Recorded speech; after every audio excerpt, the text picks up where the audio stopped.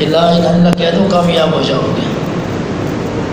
اور سارے نبی معصوم ہیں، اور یہ ساری کی ساری امت خطا کار ہے. کلکم خطاؤن، کہ تم سب خطا کار ہو. اللہ نے نبیوں والا کام خطا کاروں کو دے دیا.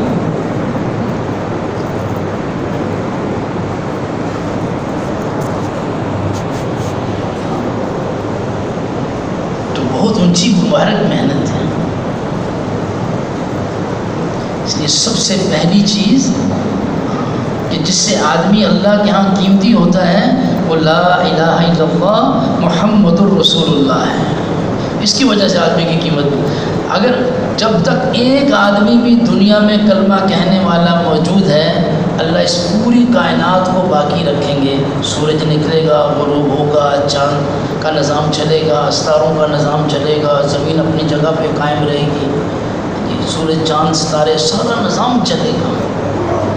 جب ایک کلمہ پڑھنے والا اس دنیا میں نہیں رہے گا، اللہ اس سارے نظام کو ختم کر دیں گے.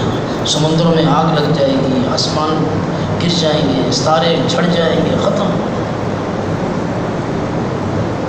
ایک ایمان والے کی کتنی قیمت اللہ کے یہاں. جو کلمہ کہتے ہیں لا الہ الا اللہ محمد رسول اللہ، اللہ پاک اس کو باقی رکھیں گے ساری. یہ سارے جتنے دنیا کے اندر جتنی مخلوقات کھا رہی ہے، پی رہی ہے، چل رہی ہے، یہ سب ایمان والے کی وجہ سے. ہمیں اپنی قیمت کا پتہ نہیں ہے. اللہ نے احسان کیا، کرم کر دیا، اللہ پاک نے ہمیں ایمان والا بنایا. بہت بڑی دولت دی اللہ پاک نے. اس لیے ایمان کا سیکھنا ضروری ہے. حدیث میں آتا ہے من قال لا الہ الا اللہ مخلصا دخل الجنہ. جس آدمی نے اخلاص کے ساتھ لا الہ الا اللہ کہا جنت میں جائے گا. اللہ تعالیٰ صحابہ کی قبروں کو نور سے بھر دے. کوئی چیز ہمارے لیے ایسی چھوڑی نہیں کہ جس کے بارے میں اللہ کے رسول سے سوال کر کے پوچھ نہ لیا. فوراً سوال کیا کہ لوما اخلاص ہوا یا رسول اللہ، اے اللہ کے رسول کہ کلمے کا اخلاص کیا ہے؟ آپ نے فرمایا ان تحجزہ عن محارم اللہ.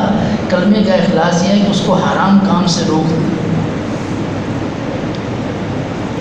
ہمارا کلمہ ہمیں حرام سے روک دے. یہ آنکھیں حرام استعمال نہ ہوں، یہ دل دماغ یہ پورا جسم حرام پہ نہیں چلے. وعدہ اللہ کا جنت میں جائے گا. اس لیے پہلی محنت کلمے کی محنت ہے. سارے نبیوں نے ایک ہی دعوت دی ہے. یہ حضور صلی اللہ علیہ وسلم کی دعوت ہے کہ اللہ کے سوا کوئی عبادت کے لائق نہیں، اور محمد صلی اللہ علیہ وسلم اللہ کے سچے رسول ہیں، پیارے نبی. یہ دعوت ہے. اور ساری دنیا کے اندر جتنے مسائل ہیں ان کا حل یہی ہے، کوئی اور حل نہیں ہے. پہلی قوموں کے اندر جتنے بگاڑ آئے، سارے نبی ایک ہی کلمہ لے کے آئے، دعوت ایک ہی ہے. قوم سبا ان کا یقین کھیتیوں پہ، قوم عاد ان کا یقین طاقت پہ، قوت پہ کہ ہم بڑے طاقتور ہیں. قوم سمود ان کا یقین صنعت پہ. قوم شعیب ان کا یقین تجارت پہ. قوم نوح ان کا یقین کس پہ؟ اکثریت پہ کہ ہم اکثریت والے ہیں. فرعون نے خدائی کا دعویٰ کیا. نمرود نے دنیا کے اندر بادشاہ اور خدائی کا دعویٰ کیا. جتنے بگاڑ بھی دنیا میں آئے ہیں لیکن دعوت ایک ہی ہے، لا الہ الا اللہ کے سوا کرنے والا کوئی نہیں ہے. اور نبیوں کی دعوت پہ اللہ نے سارے باطل کو توڑا ہے. جیسے جیسے غلط یقین تھے ویسے ویسے اللہ کی طرف سے عذاب آئے، اللہ کی پکڑ آئی، اللہ نے پکڑ لیا. خرابیاں مختلف، علاج ایک. قیامت تک یہی چلے گا. سارے نبیوں کی دعوت کو جمع کیا، حضرت محمد صلی اللہ علیہ وسلم کی دعوت میں جمع کر دیا. جو دنیا میں کوئی بھی حال ہوگا دعوت ہم ایک ہی دیں. سارے حالات کو بنانے کے لیے دعوت کلمے کی ہے، لا الہ الا اللہ محمد الرسول اللہ۔ کلمے سے چاہتے کیا ہیں؟ کلمے سے یقینوں کی تبدیلی چاہتے ہیں کہ ہمارے یقین بدل جائیں۔ جہاں جہاں سے ہوتا ہوا نظر آ رہا ہے اس سب کا انکار کر دیں، یہاں سے نہیں ہو رہا۔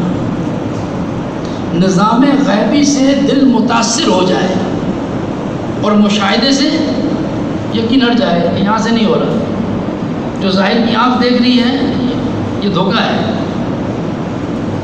ساری دنیا کہہ رہی ہے سود سے مال بڑھتا ہے اور صدقے سے مال کم ہوتا ہے، نظر آ رہا ہے۔ کسی آدمی کے پاس 1 لاکھ روپے تھے، 50,000 صدقہ کر دیے تو پیچھے کتنے رہے؟ 50,000۔ ہماری عقلیں جو کہتی ہیں یہ سب جھوٹ ہے۔ اللہ کے رسول کی بات سچی ہے کہ صدقے سے مال بڑھتا ہے، ہم جھوٹے ہیں، اللہ کے رسول سچے ہیں، پھر ایمان مکمل ہوگا۔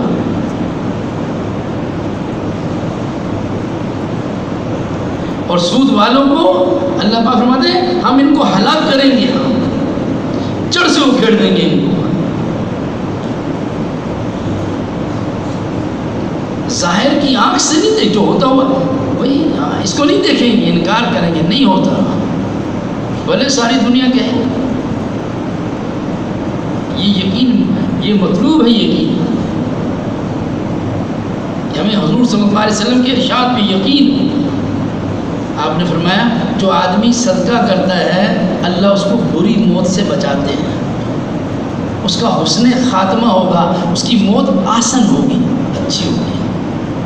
ایک حدیث میں آتا ہے جو آدمی صدقہ کرتا ہے وہ اللہ کے ہاتھ میں دیتا ہے۔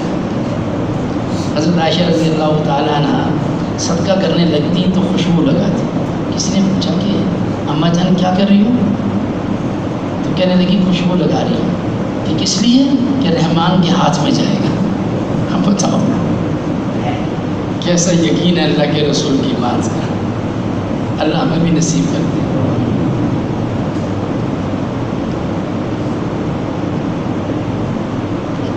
کبھی آدمی صدقہ کرنے لگے اس کو سوچے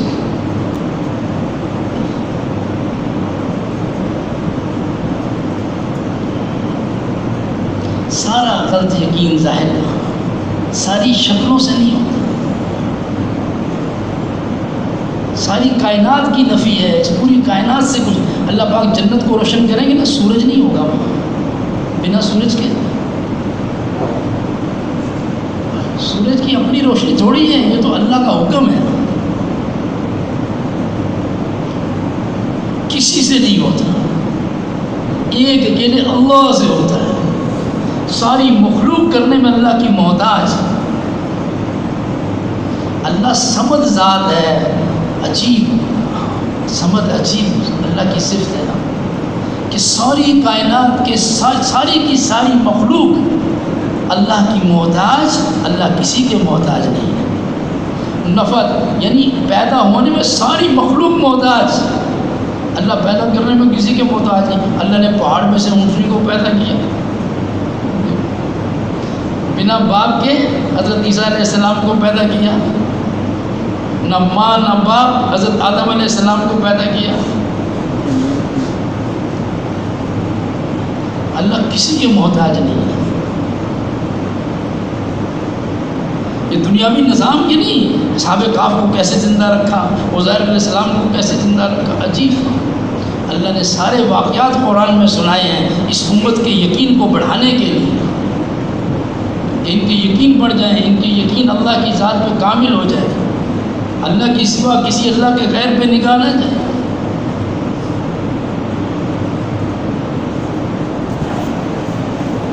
اور بڑی نفی جو ہے نا، دیکھو دنیا کے اندر یعنی کسی مخلوق نے اللہ کے مقابلے میں کوئی دعویٰ نہیں کیا، سورج نہیں اللہ کے مقابلے میں آئے، زمین آسمان نے اللہ کے مقابلے میں کوئی دعویٰ نہیں کیا، انسان اللہ کے مقابلے میں کھڑا ہوا۔ فرعون نے دعویٰ کیا، نمرود نے خدائی کا دعویٰ کر دیا، انسان مقابلے میں کھڑا۔ اس لیے حضرت فرماتے تھے کہ سب سے بڑی نفی اپنی ذات کی نفی ہے، اپنی ذات کی، مجھ سے نہیں ہوتا، یہ مشکل کام ہے۔